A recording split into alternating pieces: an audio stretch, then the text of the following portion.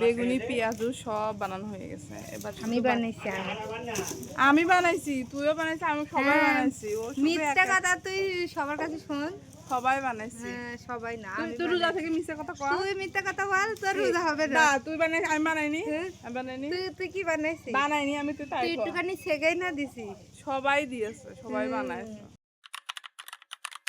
হাসি খুশি ঝগড়া আড্ডা এভাবেই চলে গেল আজকের দিনটা। আজকের সারাদিনে কি কি করলাম সেটা আজকে আপনাদের সাথে শেয়ার করব। হ্যালো এভরিওয়ান, আসসালামু আলাইকুম। This is me Swati Nahar. Welcome back to my new video. আপনারা যদি আমার ভিডিওটি ইউটিউব থেকে দেখে থাকেন তাহলে সবাই আমার ইউটিউব চ্যানেলটি সাবস্ক্রাইব করে দিবেন এবং ফেসবুক থেকে দেখলেও আপনারা আমার ফেসবুক পেজটি ফলো করে দিবেন। বড় হওয়ার পরে দেখতাম সবাই ইফতার দিত, দেখে না খুবই খারাপ লাগতো যে ইস যদি আমরাও কখনো ইফতার দিতে পারতাম। আল্লাহ বড় হওয়ার সাথে সাথে মনের ইচ্ছাগুলো যে এভাবে পূরণ করে দিবে এটা কখনোই ভাবিনি। সত্যি মনোবল থাকলে না অনেক কিছু জীবনে করা যায়, এটা হচ্ছে আমি আস্তে আস্তে বুঝতে পারতেছি। আজকে আমরা ইফতার দিলাম আর ইফতারিতে কি কি করলাম সেইটাই আজকে আপনাদের সাথে শেয়ার করব। তেমন একটা ভিডিও করতে পারিনি, একটু একটু ভিডিওটি বেশি বড় হবে না, তো আপনারা প্লিজ ভিডিওটি দেখবেন। তো এখানে হচ্ছে ছোলা রান্না করব, এই জন্য আমার বড়মা বড় হাঁড়িতে নেও দিয়ে দিচ্ছিল। এখানে বিথি বেসন মাখাচ্ছিল আলুর চপ এবং হচ্ছে বেগুনি বানানোর জন্য। আমরা না ইফতারিগুলা সব কিছু বাসায় বানাই, যাতে রোজাদারদের কষ্ট না হয়, বাইরের খাবার খেলে শরীর খারাপ না হয়। এই জন্য আমরা সব ধরনের খাবারগুলো বিশেষ করে বাসায় বানিয়ে থাকি। সব ধরনের বলতে আমাদের যতটুকু সামর্থ্য আছে যেটা দেওয়ার সেগুলো আর কি বাসায় বানিয়ে থাকি।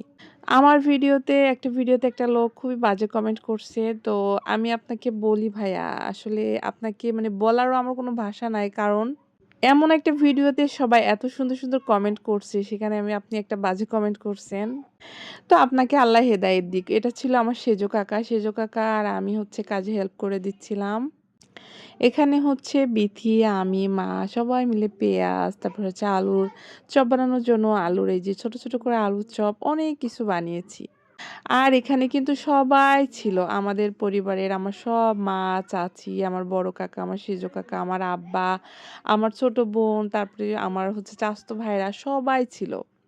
সবাই যেহেতু ক্যামেরার সামনে আসতে কমফোর্টেবল না, এই জন্য সবাইকে নিয়ে আসতে পারি না। তো সবাই মিলে না এভাবে রান্না বান্না করলে, একটা জায়গায় হলে না খুবই বেশি মজা লাগে, এত বেশি ভালো লাগে। পরিবারের সবাই একটা জায়গায় বসে খাওয়া দাওয়া করলে আপনাদের সে কথা মানে বলে বোঝাইতে পারবো না। আর এখানে হচ্ছে বেগুনি তারপরে আলুর চপ বানানো হচ্ছিল। আর আমরা কিন্তু ইফতার মসজিদে দেওয়ার পরে আমরা বাড়ির উঠানে বসে সবাই মিলে ইফতার করেছি। এটা আরো সব থেকে বেশি ভালো লাগার বিষয় যে একটা উঠানে সবাই মিলে বসে ইফতারি করার আসলে মজাটাই অন্যরকম। তো ইফতারি দেওয়ার জন্য বাকি টুকিটাকি কাজ সেগুলো করে নিচ্ছিলাম। আসলে ক্যামেরাম্যান যেহেতু নাই, আমি নিজে নিজে একটু একটু করে ভিডিও ক্লিপস নিয়ে রাখছি। তো এখানে আসলে পেঁয়াজু আর হচ্ছে বেগুনি আর আলুর চপ বানাইতে বানাইতে না অনেক মানে বিকাল হয়ে গেছে সন্ধ্যা থেকে। আর এখানে রান্না হচ্ছিল ২-৩ ধরনের মাংস, সাথে মুড়িঘন্ট ছিল, আরো বিভিন্ন ধরনের তরি তরকারি ছিল। তো আজকের ভিডিওটা এ পর্যন্তই ছিল। আমার আজকের ভিডিওটি আপনাদের কাছে কেমন লাগছে অবশ্যই কমেন্ট সেকশনে জানাতে ভুলবেন না। আর যদি খুব বেশি ভালো লেগে থাকে তাহলে ভিডিওটি অবশ্যই শেয়ার করে দিবেন এবং নেক্সট ভিডিও দেখার জন্য অবশ্যই আমার পেজটি ফলো করে দিতে ভুলবেন না। তো সবাই ভালো থাকবেন, সুস্থ থাকবেন। আল্লাহ হাফিজ সবাই।